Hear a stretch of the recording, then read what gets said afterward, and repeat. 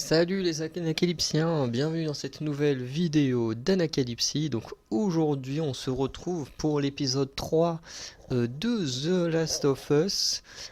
Épisode qui pour le coup s'éloigne énormément du jeu de base pour être vraiment en mode adaptation.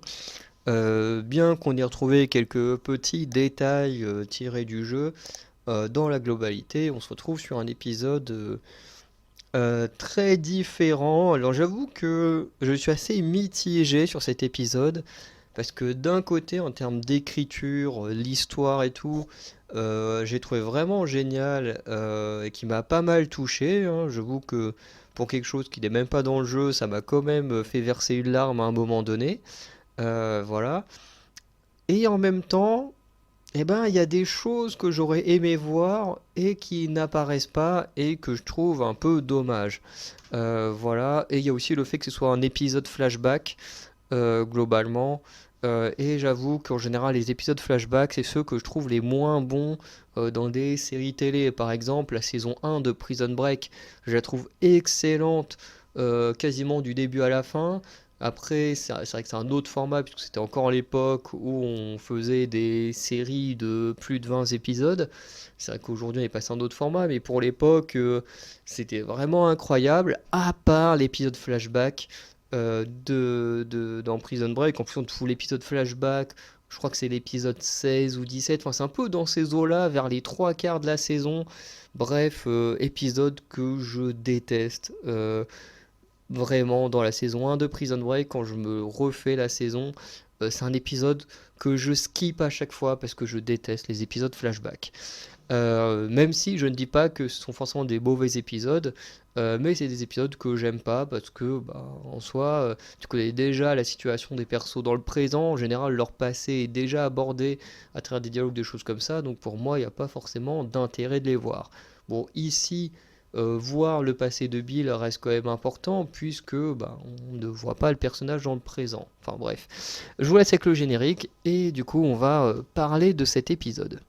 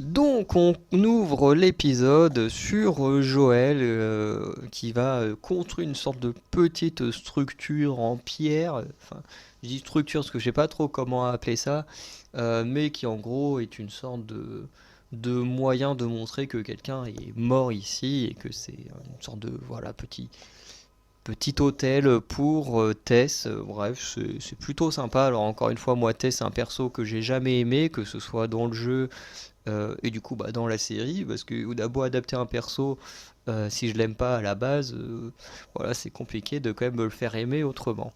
Euh, mais je trouve la scène quand même plutôt sympa. On a une discussion rapide entre Ellie et Joël parce que Ellie ne veut pas se sentir responsable de la mort de Tess, notamment en disant voilà, c'est vous qui avez fait le choix de me prendre, de m'emmener, donc voilà, c'est pas de ma faute si elle est morte. Donc elle essaye un peu voilà, de se dédouaner de ce qui s'est passé, même si en réalité elle a totalement raison, c'est pas de sa faute si Tess elle est morte. Mais enfin, non, c'est pas de sa faute, même si en soi, bah, si elle n'avait pas été là, si elle n'était pas immunisée, bah, Tess serait sûrement encore en vie. Bref. On apprend également comment Joël a eu sa petite cicatrice. Bon, c'est un peu anecdotique, mais bon, c'est sympa. Voilà, on apprend qu'il s'est pris une balle, qu'un gars essaie de buter, que lui-même, en voulant le buter, il l'a raté. Est-ce que c'est une ref au fait que, en tant que joueur, on peut parfois se rater quand on essaye de tirer sur des gens? Je ne sais pas, mais en tout cas, parce que moi personnellement, quand tu joues au jeu, c'est vrai que les persos, tu les as toujours de dos. Voilà, à part quand tu peux mettre le mode photo, mais j'avoue que j'ai découvert le mode photo qu'à la fin de The Last of Us 2. Donc j'avoue que j'ai jamais fait attention au physique. Dans The Last of Us 2, il y a aussi une galerie de personnages, mais j'avoue que Joël, bah, après il a eu aussi une coupe, il a les cheveux un peu plus longs dans le 2 et tout. Mais il faudrait faire un peu plus attention si dans le jeu il a vraiment cette cicatrice ou si c'est que dans la série, bref. Et on a Ellie qui, comme dans le jeu, arrête pas de parler, que des fois t'as envie de baffer tellement elle parle trop. Mais je trouve ça plutôt bien parce que ça correspond pas mal au personnage. Ensuite, on a un petit moment, alors là, ça fait très référence au jeu. Alors, la scène en elle-même n'est pas dans le jeu, mais c'est quelque chose qu'on fait très régulièrement dans le jeu, donc explorer un lieu, puisqu'effectivement, là, Joël et Ellie vont s'arrêter dans un bâtiment pour récupérer des provisions, des choses comme ça, que Joël et Tess avaient laissées dans le cas où ils faisaient des voyages comme ça. Puisque on se rend compte plus tard dans l'épisode que il se servait de cette route pour aller voir Bill et Frank. Euh, et voilà. Et du coup, bah là, apparemment, ça faisait longtemps qu'ils n'avaient pas été voir Bill et Frank. Et du coup, bah voilà, Joël galère un peu à retrouver ses provisions, donc il fouille un peu partout. Ellie, pareil, elle va trouver une trappe dans l'arrière-boutique et finir par trouver un infecté enseveli sous des décombres et le tuer enfin, après avoir récupéré un truc. Je sais pas trop c'est quoi qu'elle a récupéré. Pardon. Mais en tout cas, voilà, ils font c'est un peu une phase exploration telle qu'on peut le trouver dans les jeux. Donc j'ai trouvé ça plutôt intéressant, surtout que ça reprend pas une scène directe du jeu. C'est un gros clin d'œil tout en étant une adaptation. J'ai trouvé ça plutôt sympa. Ensuite, on suit Ellie et Joël, donc qui discutent, voilà, et notamment Ellie va poser la question de comment du jour au lendemain on a pu en arriver à ce monde apocalyptique. Et la théorie, puisque apparemment il n'y aurait pas enfin du moins Joël n'a pas la réponse précise, mais pour lui en gros, la théorie la plus admise parmi les survivants, c'est que le cordyceps aurait muté, notamment si on suit ce que disait le spécialiste dans le premier épisode, ce serait lié comment ça s'appelle, au réchauffement climatique et ces choses-là. Et que du coup le champignon se serait transmis à travers la nourriture, puisqu'effectivement, comme dit Ellie, le truc c'est que bah, pour transmettre le virus, faut se mordre, mais du coup, qui a mordu en premier? Et en fait, cela viendrait de la nourriture, puisque les champignons se seraient retrouvés dans de la nourriture telle que de la farine ou des choses comme ça, et qu'en fait, ceux qui en ont énormément consommé, bah, du coup, auraient commencé à muter, à se mettre à mordre les gens, et en seulement un week-end, si j'ai bien suivi, bah, l'apocalypse telle qu'on la connaît était là. Enfin, globalement, était là, puisque après il y a eu les bombardements, tout ça, voilà. Et du coup, ils vont tomber également sur un tas d'ossements, en fait, de gens qui n'ont pas pu aller jusqu'à la zone de quarantaine de Boston. Et surtout, on découvre que ces gens-là n'étaient pas infectés. Pardon. Donc on découvre qu'ils n'étaient pas infectés, mais que bah, du coup, leur mort aurait empêché d'avoir des infectés supplémentaires. Et du coup, ces ossements nous permettent de plonger, je crois au moins 20 ans plus tôt, je crois, où on a un petit flashback sur Bill qui a réussi à se cacher pour ne pas être emmené par la Fedra, surtout qu'on voit que les gens qui sont emmenés par la Fedra sont ceux qui sont morts, dont on a vu les ossements juste avant dans le ravin. Donc d'un côté, heureusement qu'il a réussi à se cacher. Euh, et on va découvrir se retrouve tout seul dans sa ville et qu'il va survivre tout seul. Il va récupérer plein de trucs à droite à gauche, utiliser l'électricité, tout ça. Et notamment en mettant des pièges partout, parce que ça c'est la spécialité de Bill, c'est de foutre des pièges absolument partout. Voilà, parce que c'est un gros paranoïaque et tout. Et du coup, il va vivre comme ça tout seul pendant 4 ans. Par la suite, du coup, Bill va rencontrer Frank qui est tombé dans l'un des pièges de Bill et heureusement pour lui, il est tombé dans le seul piège qui n'était pas mortel. Voilà, et bien que ne voulant pas de lui, Bill va quand même laisser Frank se laver et manger chez lui. Ensuite, on va avoir une petite partie musicale. Alors, les parties musicales, c'est un peu le truc de The Last of Us, même si dans le cas de Bill et pas de Bill, de Joel et Ellie, c'est plus lié à la guitare. Et là, on voit que les choses seront liées au piano qui appartenait à la mère de Bill. Du coup, Frank va jouer une petite partition, alors d'une artiste dont j'ai déjà oublié le nom, mais dont on va entendre à la fin dans la voiture. Euh, et du coup, Bill va être assez perturbé, va lui demander d'arrêter. Et Frank va lui dire ok, moi je m'en vais, mais je veux te voir jouer toi aussi. Et du coup, Bill va également se mettre à jouer. C'est juste parfait comment il joue. Il a une voix qui est géniale quand il chante et tout. Et les deux vont finalement tomber amoureux, vont avoir une relation sexuelle. Et tout ça se passe en 2007. Et ensuite, on aura un bond dans le temps. Du coup, bond dans le temps qui va mener directement en 2010, où on suit une dispute entre Bill et Frank. Dans le jeu, on sait que les deux pouvaient se disputer, hein, voilà, puisque techniquement, quand on arrive chez Bill, enfin dans la ville de Bill dans le jeu, alors déjà on doit faire attention aux pièges, on doit faire attention aux zombies, et notamment quand on retrouve Bill, on apprend qu'il s'est disputé avec Frank, donc voilà, c'est plutôt sympa de montrer que ce sont des choses qui arrivent.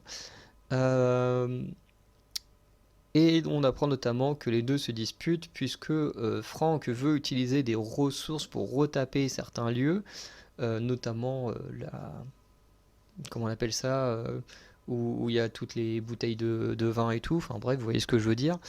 Euh, et il veut également retaper un magasin de vêtements, des trucs, parce qu'il dit que lui, il veut recevoir des gens, parce que ça fait quand même 3 ans qu'ils vivent que tous les deux, sans jamais voir d'autres personnes, donc ça doit quand même être lourd, hein. Enfin, lourd. Quand t'es avec la personne que t'aimes, ça va, mais je pense que quand même, ça doit être pesant de savoir qu'il y a plein d'autres gens encore en vie autour de soi et d'être que entre eux. Enfin, je sais pas si vous voyez ce que je veux dire. Et du coup, Bill au début, il veut pas trop parce qu'il veut conserver ses ressources et il va accepter.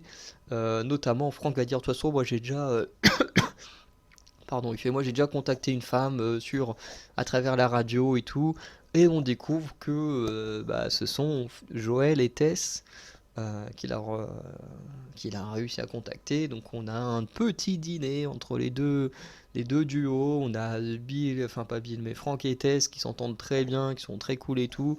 Et on a les deux paranoïaques, Joël et Bill, voilà, qui vont quand même réussir à discuter entre eux, mais voilà. Et du coup, on découvre également que c'est Frank qui a eu l'idée des musiques donc années 60, 70, 80 pour s'en servir comme code pour dire voilà tout va bien, voilà, tout va mal ou des choses comme ça. Et du coup, le deal entre Bill et Joel va se mettre en place en étant du partage de ressources. Ensuite, on passe en 2013, donc on découvre que le deal entre Bill et Joel fonctionne toujours, enfin du moins entre les binômes, notamment puisque Frank va vouloir faire une surprise à Bill en l'emmenant dans un coin où il a fait pousser des fraises. On apprend qu'il a obtenu ces fraises-là en échangeant un flingue contre des graines et que du coup ces graines viennent de Tess et Joël.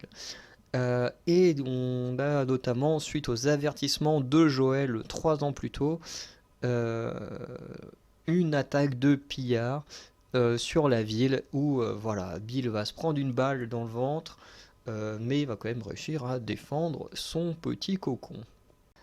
On passe ensuite en 2023, donc 10 ans plus tard, et on suit à la base la dernière journée de Frank, parce que les deux commencent à se faire très très vieux, et du coup on va suivre leur dernière journée, ils vont se lever, ils vont manger, ils vont se marier tous les deux, passer du bon temps ensemble, jusqu'au moment fatidique où du coup Bill va devoir empoisonner globalement avec des médocs et tout son mari, et il va prendre la décision de se suicider avec son mari parce que bah, c'est la personne qu'il aime le plus, qu'il n'a jamais aimé et qu'il préfère partir avec plutôt que de vivre tout seul, quoi, tout simplement.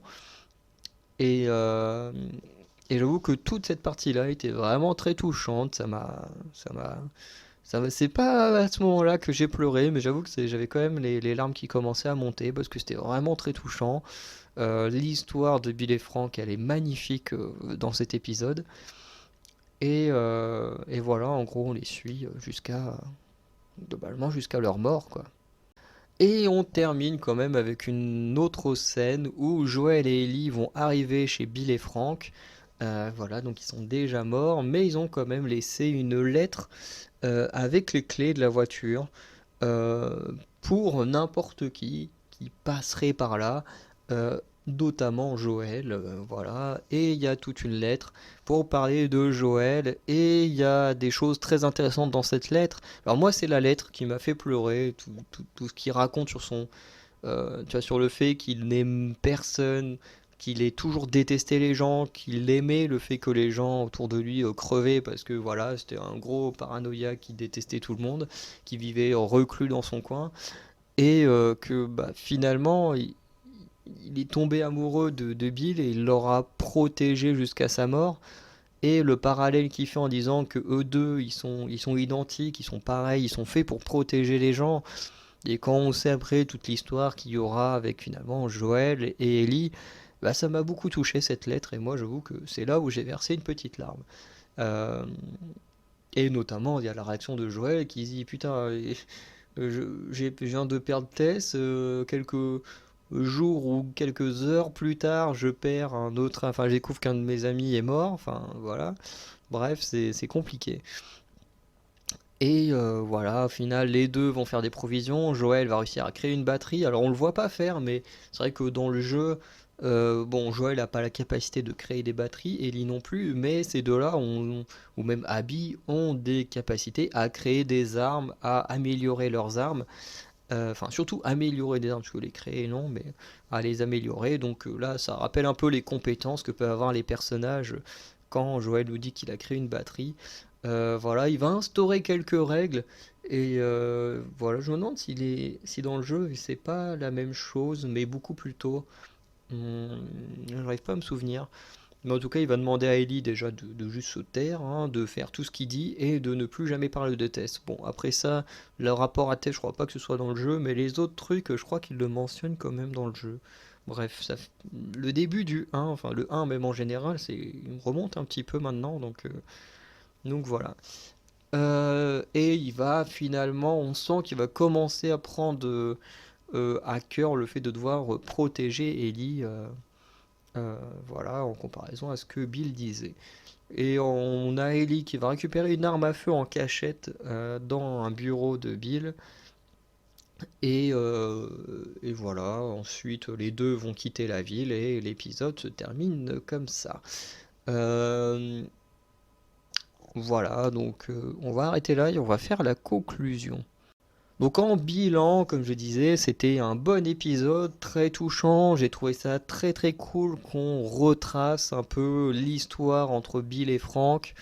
Euh, Parce que l'épisode est vraiment bien, on avance plutôt pas mal là dans l'histoire. Même si certaines choses m'ont un peu déçu, comme je disais, parce qu'il y avait une chose que je voulais absolument voir. c'était la relation entre Bill et Ellie. Parce que dans les jeux, elle est vraiment géniale. Elle est vraiment très drôle, leur relation. Enfin bon, ils se croisent rapidement, hein, parce que en soi, ils viennent, ils récupèrent ce qu'il faut pour une voiture, ils démarrent la voiture, et puis ensuite, bah, Joël et Ellie, ils se cassent. Voilà, quoi. Ça dure pas hyper longtemps, mais j'aurais tellement aimé voir ça. Parce que ben Bill dans le jeu il est complètement taré, complètement paranoïaque. Voilà, il accepte d'aider Joël parce que il y a une sorte de dette entre les deux ou je sais pas quoi. Mais Ellie, il a l'air de pas du tout l'aimer. Ils n'arrêtent pas de s'envoyer des pics tous les deux. Enfin bref, c'est des moments qui sont assez marrants et qui bah, malheureusement on n'aura pas dans l'adaptation. Et voilà, d'un côté c'est pas très grave, en même temps je trouve ça dommage de pas avoir eu tous ces moments avec Bill et Ellie que je trouve très drôles. Et voilà, normalement Ellie est censée récupérer autre chose qu'une arme à feu chez Bill. Euh, enfin, elle récupère plein de choses chez lui qu'elle prend pour elle et qu'on découvre plus tard. Donc euh, à voir si certaines de ces choses qu'elle a volées, parce qu'en réalité c'est clairement du vol qu'elle fait, puisque bah, dans le jeu Bill ne meurt pas. Euh, voilà. Pour Frank, je ne dirais pas son histoire dans le jeu. Je préfère vous laisser découvrir pour ceux qui voudront jouer aux jeux vidéo après avoir découvert la série et qui du coup ne connaissaient pas le jeu vidéo avant. Je préfère vous laisser découvrir. Même si dans le principe, ça revient à ce qui se passe ici, mais je vous en dirai pas plus. En tout cas, c'est pas mon épisode préféré. Je l'ai trouvé vraiment bon en termes de développement du personnage de Bill et de Frank, même si Bill dans le jeu est beaucoup plus important. Euh, j'ai beaucoup aimé aussi le fait qu'on développe un peu plus l'histoire du virus, parce que dans le jeu, il y a un virus, mais on ne sait absolument pas comment ça se fait qu'il y ait toute cette pandémie et tout, hein. Vraiment, dans le jeu, tu as aucune info. Là où ici, on développe un peu plus bah, des choses qu'on ne développe pas dans le jeu vidéo, et c'est plutôt cool. Voilà. Et après, bon bah moi, il y a des choses voilà que j'aimais, comme je disais, les relations Bill et Ellie, j'aurais beaucoup aimé la voir, bon, on n'aura pas. La fuite de Joël et Ellie, j'aurais tellement aimé la voir aussi, parce que dans le jeu, ça spoil rien, mais en gros, ils arrivent à trouver une voiture, à la faire démarrer, et en gros, pour la faire démarrer, ils sont obligés de la pousser, donc t'as Ellie qui est au volant pour contrôler la, la voiture pour qu'elle puisse rester sur la route. Et t'as Joël et Franck, pas Franck, Joël et Bill qui poussent la voiture. Et t'as plein de zombies qui arrivent de partout. Donc faut à la fois shooter les zombies qui te foncent dessus. Faut en même temps essayer de pousser la voiture pour qu'elle arrive enfin à démarrer et tout. Enfin bref, le passage dans le jeu est hyper stressant et tout. J'aurais aimé le voir dans l'adaptation parce que ça aurait pu, même nous en tant que spectateurs, si c'était bien filmé, nous mettre en gros stress devant l'écran. Voilà, c'est des choses qui n'ont pas été faites, qui me déçoivent un peu, mais bon, voilà, c'est comme ça. Après, je me dis, oh, il nous reste encore 6 épisodes, et en vrai, je me demande ce qu'ils vont raconter pendant les 6 épisodes. Parce que, bah, comme encore une fois, j'ai assez peu de souvenirs du un.